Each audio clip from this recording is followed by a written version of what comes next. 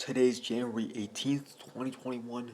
In 2 days from now, Joe Biden will become the 46th President of the United States, Kamala Harris will become the 49th Vice President of the United States, and Donald Trump will no longer be the President of the United States. So that's in 2 days from now, but today, in fact, is Martin Luther King Jr. Day. Now, this holiday takes place on the third Monday of every January, and it's been a federal holiday for over 2 decades at this point. I believe it was 1996 when it first became a federal holiday, and it's the third Monday of every January. So the reason why they do that is because they wanted to make it as close as possible. They wanted to make the holiday as close as possible to Martin Luther King Jr.'s actual birthday. His birthday was January 15th, 1929, and because they wanted to also keep a consistent day of the week, they wanted to make it the same day of the week every year, they chose the third Monday of January to make that holiday on. So that's when his birthday is, January 15th, 1929. Now, he unfortunately was assassinated at the very young age of 39 in 1968.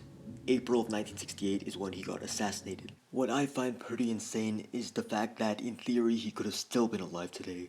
Like I said, he was born on January 15th, 1929, so if he was still alive today, if he had never been assassinated and he lived up until 2021, he would have been 92 years old today, which is definitely a realistic age to be alive at. There are many people on this planet still alive that are way older than 92. In fact, the oldest person in the world currently is 118 years old.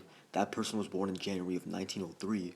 So the oldest person in the world was already 26 years old when Martin Luther King Jr. was born, which I find absolutely insane because think about what Martin Luther King Jr. did. His most important accomplishment was being a key figure in ending segregation and racial discrimination in the United States.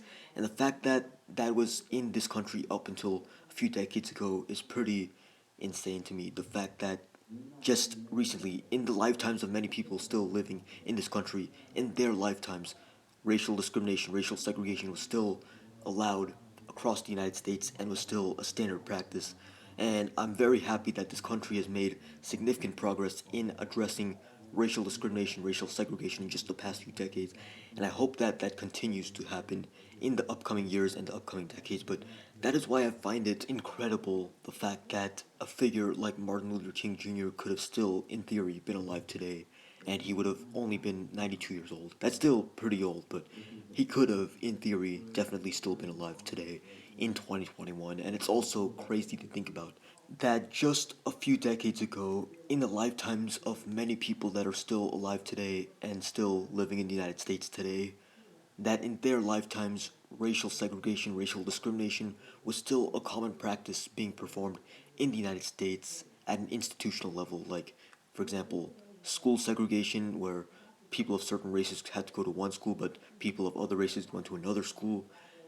Things like that were common practice just a few decades ago, and it's pretty crazy to think about how much social progress we've made in just those few decades, and how a figure like Martin Luther King Jr., who was fighting the practice of segregation, which seems like a completely outdated thing to me, could have, in theory, still been alive today had he not been assassinated at the very young age of 39. So I just wanted to make this video because it was something I was thinking about on this date, Martin Luther King Jr. Day. I would also like to say, rest in peace, Martin Luther King Jr., and happy MLK Day.